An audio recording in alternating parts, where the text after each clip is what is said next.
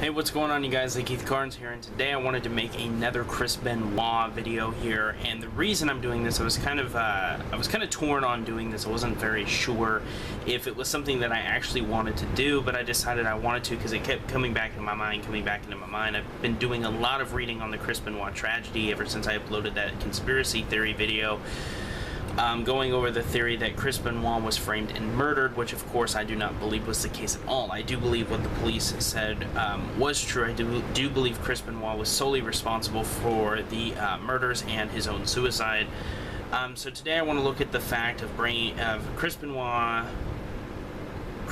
brain damage, and we're going to look at the facts here. So I decided just to make this video. It may be a little long, I'm not sure as of this recording, but you guys will obviously know how long it is.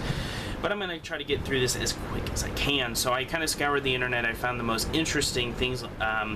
Some of these are quotes. Some of these are things that I remember seeing in interviews. All of this stuff can be found with a simple Google search or a YouTube search, depending on if you're looking for an article or a video. So help yourself. I may or may not put some stuff in the description. Probably not, though. So number one thing I came across that I found very interesting, because I've never actually seen this before, but Chris Jericho has been very open on his own podcast about talking about Chris Benoit. He has never shied away from a question being asked by somebody, and he has never shown any disinterest in the topic, because he and Chris Benoit were such close friends that, you know, he was kind of in the midst of it, you know, in a certain way. You know, he's very, very much connected to it. So I found this, I've heard Chris Jericho talk about the Chris Benoit thing, and him saying, you know, like, he doesn't think he should be in the Hall of Fame, and he leaves a good reason for it, and all this stuff. But I came across this thing, and this is what Chris Jericho said, and I quote, "I look back at it now, and I was really close with him, but he got considerably stranger and stranger the last 6 months of his life. I was like, what's with this guy? What's wrong with him? And now I look, and now I know the reason why.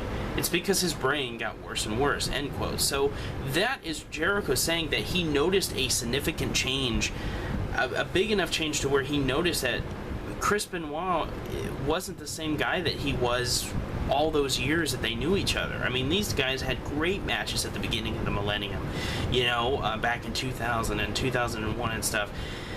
And this wasn't something that Chris Jericho was familiar with that behavior. He just said that Benoit seemed really, really different. He didn't go into exact details of exactly what Chris Benoit was doing to kind of draw attention to his behavioral changes, but he just said that he just didn't seem like himself. So maybe that's pretty much as detailed as he's able to get.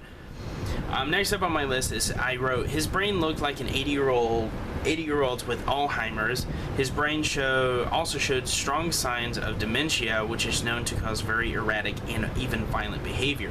Now, this is the biggest thing about Chris Benoit and the brain damage, is that whether you want to believe it or not is really irrelevant, because there's proof. It's 100% been proven. It's 100% there. It's a fact that Chris Benoit had extensive brain damage, and it was obviously brought on by his in-ring career. We know that Chris Benoit, one of his finishing moves was the diving headbutt, and Chris Benoit would always hit it full force. Many wrestlers would tell you, if you asked them and they were willing to speak on it, would tell you that Chris would literally hit them full force with his head in their shoulder, about right here, and when they were meant to roll away, so Chris missed, Chris Benoit's head would hit the mat full force. And if you also ask a wrestler what a wrestling mat feels like, it's pretty much like landing damn near on concrete. So imagine slamming your fucking head into stuff and see how good your brain reacts to that. Now, I've seen a lot of people argue, the naysayers, the people that basically are a bunch of fucking morons who don't want to do their homework and just simply say Chris Benoit was a monster, which he was anything but a monster. Say that, you know, they know people with Alzheimer's and they don't do this kind of stuff. It's like, yeah, but they didn't have the same condition, brain as Chris Benoit did. They didn't have all the same makeup. They didn't get it from chair shots and having your head extremely damaged. Chris Benoit had CTE. They didn't have that shit. I think I'm saying that right. It's even been shown that Andrew Martin, formerly known as Test in the wrestling business, if you're a fan you'll know who he was, who died in, I think, 2009. He died, and his brain was examined, and he too had the same kind of damage that CTE has, and these football players. This is a big epidemic going on right now in the NFL. Is a ton of these former football players who get concussions and concussions and concussions and play with concussions. They're committing suicide and committing murders and committing other violent acts that are completely out of character because their brain is so horribly damaged. And I don't understand personally, and it kind of angers me, that I don't understand why people can't just open their fucking eyes and open their ears and listen to the facts instead of just making a conclusion.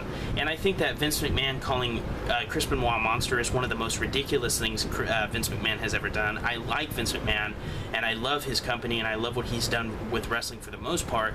But I think that he should really, really bring out a new statement on Chris Benoit, because I think that calling him a monster when Benoit was clearly a victim in himself, being so horribly brain damaged and basically killing himself and his family for the business, I think Vince kind of owes him that. Next up, MVP says that Chris told him, quote, "I feel like I'm losing my mind." End quote. MVP brushed it off as anyone would and told Chris, "You'll be okay." He regrets not taking Chris serious and feels Chris was crying out for help. Now here is another wrestler, another fellow wrestler, and before I get into this, I want to let you guys know that you can find this video where MVP says this, so don't say, "Well, where's your proof?" and "I don't see your proof," and blah blah blah blah blah. A simple search will get you all these results. So anyway, so here's another wrestler, a guy that worked with Chris Benoit at the very end of Chris Benoit's life and career. He was the last one to face him at WrestleMania. They had a decent match at WrestleMania 23, and he was the last guy to face Chris Benoit on pay-per-view just a month before, I think, at, it was a May pay-per-view because Benoit died in June. Judgment Day 2007. I actually just watched it on the network, just out of curiosity. And watching that, looking back on that now, and when I watched it, Chris Benoit did not look very well. If you watch any of his matches just a couple months before his death, you will even see for yourself, and you'll say, yeah, Chris Benoit looks really kind of rough. He doesn't look very good. So that's another wrestler sitting there saying that he didn't seem like himself. Next up on the list, Chris Benoit would take numerous routes any and everywhere he went. Places that he would go and choose different routes to get to and from, or his home, the gym, the airport, etc. So here's another case and proof that Chris Benoit was losing his mind, that he was suffering from dementia, he was suffering from extreme brain damage, and part of dementia, as I previously stated, is that paranoia is a huge part of the condition. So he is sitting here telling people, take me here, take me there, but don't go the same route or whatever. And even other people around Benoit, which of course a simple Google search will find you these quotes, have said that he seemed very, very paranoid at the end of his life. And as I said, he would take numerous routes. I mean, some person, I can't remember where I read it, but I know I did read it. I know what I read. He said that he or she said that Benoit would take sometimes up to 10 different routes just to get home and to and from home because he felt like he was being followed. Very, very bizarre behavior. Next up, Chris also believed he and his family were being followed. He would tell taxi drivers to take him a different route than before. This is a big sign he had dementia, as paranoia is a big part of the condition. So there you go. Once again, very, very weird. You know, he would tell his drivers, go ahead and take me home again, but take me a different route. I want to go to the airport, but don't take your usual route that you go to the airport. I mean, this is not something that a normal human being does. You know, when I leave my house and I go out to go grocery shopping or anything like that, I don't feel that I'm being followed. Why? Because I don't have a destroyed, damaged brain. I have a healthy brain, so I'm not thinking delusional or paranoid because my brain is not in the condition that Chris's was, thank God. It says he wrote a note and left it in a Bible. The note was never fully released, but his father, Michael Benoit, revealed a very disturbing message from the note. It read, quote, "I'm planning to leave this world," end quote. So here Benoit once again is showing something that's not like him. Everybody said he was a very loving, happy-go-lucky guy. He was incredibly in love with his family. He loved his wife. He was crazy about his son Daniel, both of those people which he killed before taking his own life. So here again, we have a very, very weird thing that Benoit would write, "I'm planning to leave this world." Now, unfortunately, Benoit did not date this note, so we have no idea when, how long ago, or how recently before the tragedy he actually penned this, but probably probably recently before he actually did the acts. He was probably just making, a note to himself or something, and probably just putting it on paper just before he did it.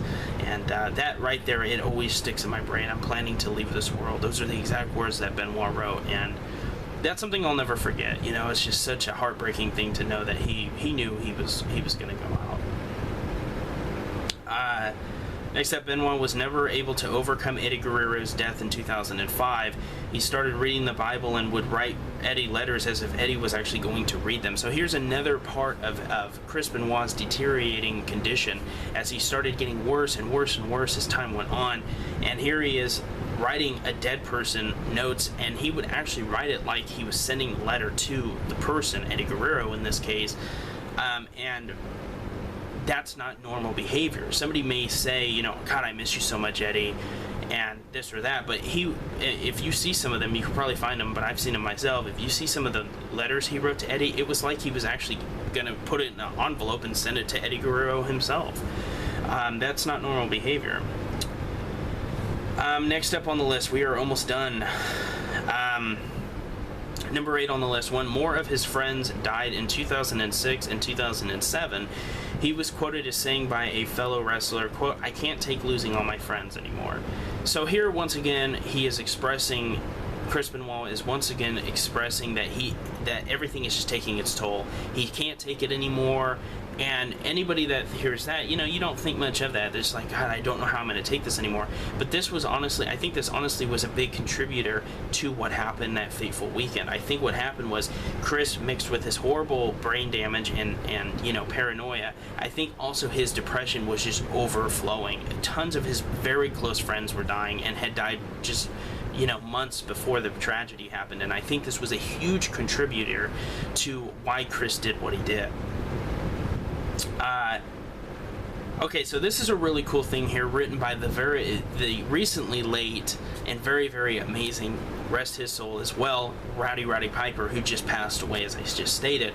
He actually wrote the following when the tragedy happened, and he had the following to say. He said, quote, "I just walked into a bar and he, Chris Benoit, was sitting alone in the back with his back to the wall, and there were just tears. He wasn't saying anything.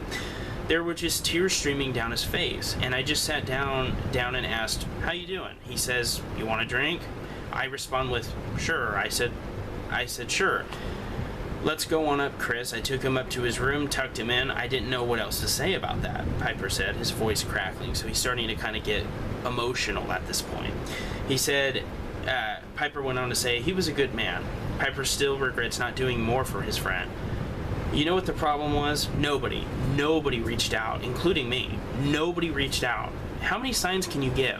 I loved him," for the record. So this is very, very heartbreaking to hear that Roddy Piper, he goes in there and Chris is sitting in a bar just crying to himself with other people in there, I'm sure. And he's got his back to the wall and he's just crying for no reason. And Piper never really got into it. Maybe it was just a bit too awkward. I've always heard that Chris was a very, very personal person, so maybe he didn't want to pry, and that's understandable. Piper didn't do anything wrong there. Me personally, I would have just asked. I would have been like, "Oh man, what's wrong?" Because I care. I'm a very caring person. Not to say Piper wasn't, but some people are just different. But me, I'm the kind of person that would ask, not because I'm nosy, but because I'm concerned. And just to think that he was just sitting there crying, it's like, it makes you wonder, what was he crying about? Did he know that he was getting worse? Did he know he was just horrible? Did he have thoughts of doing this and he was just so mad at himself? Who knows? And the part saying that nobody reached out, including me, nobody reached out, he's absolutely right. And and another thing that Piper said is, how many signs can you give? It's true. There were so many warning signs leading up to the Benoit tragedy. It honestly does make you wonder how nobody actually said, "You know what, Chris, are you okay?" Because it's just so overwhelming how many signs there were. And finally, Elijah Burke, who wrestled Chris Benoit in Chris Benoit's last match on ECW, just a couple days before the first murder. Elijah Burke, he called me the day before, as in Chris Benoit, called me the day before they say the first incident happened to check on me following my back surgery when he crashed into my knees during our first and last televised match. Does that sound like a monster to you? So here Elijah Burke is speaking on Benoit, very, very positive reflection on Benoit. And there Benoit is, just a day, just 20, probably less than 24 hours away from killing his wife, and asking Elijah Burke how he's doing. Is he okay? This is a person that just a matter of hours, just a day later, would commit the murders and kill himself just a couple days later, who is asking a fellow wrestler, are you okay? And, you know, this and that. I mean, that shows you that there was still a part of Benoit left that we all knew and loved. And this is just such a devastating and absolutely devastating thing to know, that Chris Benoit was still kind of there and he was still kind of fighting, and just to think that a day later it would be over for him. It is just absolutely just horrendous and so sad to think that this man had all these people around him, had all these wrestlers, had all these fellow people around him, and not one person pulled him aside and said, I think you need to tell me what's going on. You need help. Let's get you help. Let's find out what's going on with you, etc. Not one person did that for Chris, and I think that is a absolute shame. And I'm not sitting here trying to point the blame on anybody. I'm not trying to throw the blame on anybody, because nobody really is to be blamed. Sure, you can try to blame people, but in the end, you know, you can never really think that somebody that you love and care about can be capable of doing what Chris Benoit did.